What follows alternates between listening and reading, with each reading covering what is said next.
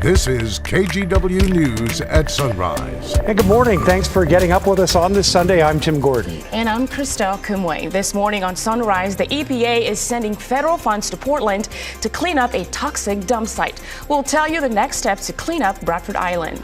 Plus, a local family is trying to end a rare genetic disease. Hear their story after their child became ill. But first, let's check in with Chris McGinnis for a quick look at our Sunday forecast. Chris? Do you guys hear that? It's the clock ticking on winter. Spring arrives in 2.5 hours, and with that will come a lot of rejoicing out there, right? But in the meantime, here's a look at radar. We've got a couple of sprinkles across parts of northwest Oregon and southwest Washington this morning. Some snow flurries up in the Cascades as well. The bigger perspective here across the region, we've got another plume of moisture here out over the East Pacific. That is our weather maker for later today, tonight, and Monday, bringing us more widespread rain. But in the short term, I think a lot of our Sunday, especially the first part of our day, is going to be generally dry. There's a look at the Moda Center from our Rose City Sky camera, by the way. Temperature 42 right now in Vancouver and Portland, 40 Tigard. Hillsborough, one of the cooler spots, waking up to 34. We go down into the Willamette Valley. Salem right now sits at 39 at last check. All right, the plan for today, Sunday. Lots of clouds out there this morning. We can't rule out a spotty shower between now and noon, but I think there will be a lot of dry time today. As we go into the late afternoon, the showers increase. And guys, we've got steady rain in the forecast tonight and tomorrow. More on that with your 7-day coming up in just a few minutes. All right, Chris, thanks a lot. Well, Russia's invasion of Ukraine has entered its 4th week now, and Ukraine's government remains intact. And the bombing of Ukrainian cities continues to escalate as a UK defense expert warns it could be a sign of an intentional strategy. The situation growing even worse in Mariupol, where Russian forces pushed deeper into the city on Saturday. A police officer says the city has been wiped off the face of earth as children and others are being killed. Authorities now say at least 112 children have died across the country and that another 140 are wounded. And it's a truly weak man that targets children, elderly, women. Putin is a weak leader. He may be trying to project strength, but he is a weak man when he's going after weak individuals. Russia has admitted for the first time it's been using hypersonic missiles in the attack. They fly 10 times the speed of sound, have a range of more than 1,200 miles, and are extremely difficult to shoot down. Meanwhile, here in Portland, weekly protests supporting Ukraine continued on the I-205 bridge. About 100 people participated in the event, where they marched and held signs to bring attention to the fighting. They want U.S. leaders to do more to help. Organizers also asked participants to clean up trash as they walk back to their vehicles. The group collected about 12 large bags of garbage.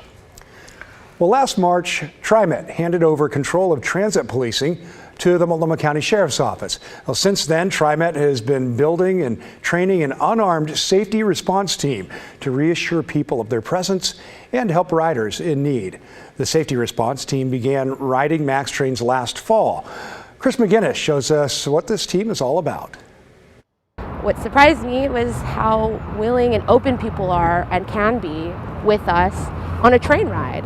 You're likely to meet Beverly Herbacio and TriMet's 24-member safety response team, riding MAX, greeting riders on trains and platforms across the system. We are really getting to know some of the members in our community in a way and on a level that is very special to me. They're not police, they're unarmed. And while their presence can help de-escalate sometimes tense situations with riders, they're there mostly to help those in need. Houselessness, mental health, or addiction, we try to refer them out to community-based organizations where they could get further assistance. These efforts are born from our efforts to reimagine public safety on transit, which we started in the summer of 2020.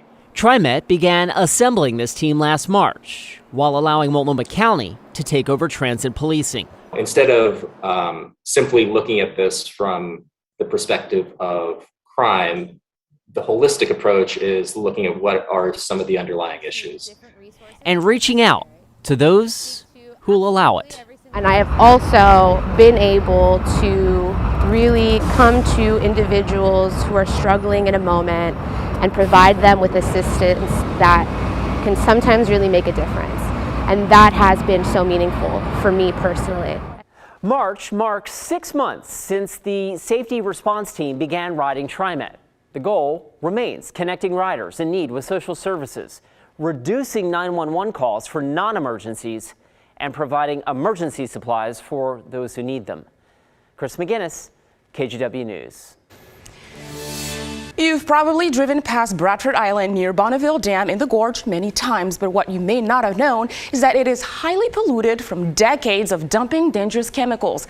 After this past Thursday, there is hope the island will finally get cleaned up. Bradford Island, near Cascade Locks on the Columbia River, was just listed as a Superfund site by the Environmental Protection Agency. That EPA is officially adding Bradford Island as a Superfund site on our national priorities list. The Superfund status means more federal funds will go to clean up the pollution dumped at the site. It's a day filled with hope for communities along the Columbia River who've suffered for far too long.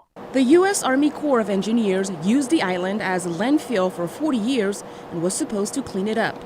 PCBs and toxic metals are found in the island's soils, groundwater, and in river sediment. PCBs are human-made chemicals that may cause cancer. The fish caught in this area still contain the highest levels of cancer-causing PCBs in the Pacific Northwest. Oregon Senator Jeff Merkley and Governor Kate Brown praised the EPA's decision as a step in the right direction. Music to my ears. Let's dive in, let's get the plan, and let's get it done. Oregon, along with the Yakama Nation and the state of Washington, have worked for over 20 years to see some forward progress in addressing this injustice. The Yakama Nation and other tribes in the region hunt and fish in the area. That our way of life is being degraded due to the poisoning of our environment and our foods. The Corps will still be responsible for the cleanup process, but the EPA will now oversee it with a legally enforceable agreement. A move Yakama Nation Tribal Councilman Lewis and others hope leads to a better outcome for Bradford Island. For the Yakama Nation, our goal is simple: clean, healthy fish that is safe to eat. The next step is for the EPA to set the cleanup timeline. The agency will also work with the Corps to create a formal and binding agreement. Well, a local family is trying to end a rare genetic disorder and save their 2-year-old in the process. Raiden Pham suffers from the mutation of a single gene that threatens his life. There are only about 30 known cases of this genetic disorder worldwide. His parents are trying to fund the research themselves. They'll need to raise at least $3 million to get the project a green light. At the end of the day, we want our journey, even the foundation, to stand for like a symbol of like hope, inspiration, love, and just humanity, like people coming together to like make something impossible like possible, you know? Now, since last Thanksgiving, they've raised about $350,000. That's allowed them to team up with doctors at UMass and get started. If you'd like to help, we have a link in our story at kgw.com. Oaks Amusement Park is back open for 2022. Saturday dozens turned out to kick off the season. Capacity at the Southeast Portland Park is still limited. People needed to buy their tickets in advance online for a full day of fun. But despite those limitations, everyone we spoke to that day said it was all about one thing. We're having such a good time. It's so fun here. You guys need to come. You need to come right now. Right now. Right now. Are you regulars at Oaks Park when it's open? Yes, because we love it here. What's the best part? The rides. The rides and the food. Churros. Yeah, churros. Get the churros. Churros are so good. Before you come. Okay, well. After you're done with all the rides. After you're done. Definitely noted. Making a trip there. The park will be open every day from 12 in the afternoon until 5 at night through March 27th. Looks like fun there. Well, especially for those two, that was great, those three. Well, turning to March Madness now, the Oregon Ducks women saw their season, not so fun, come to an end in the first round of the NCAA tournament. The 5th-seeded Ducks fell to 12-seed Belmont 73-70 in overtime on Saturday.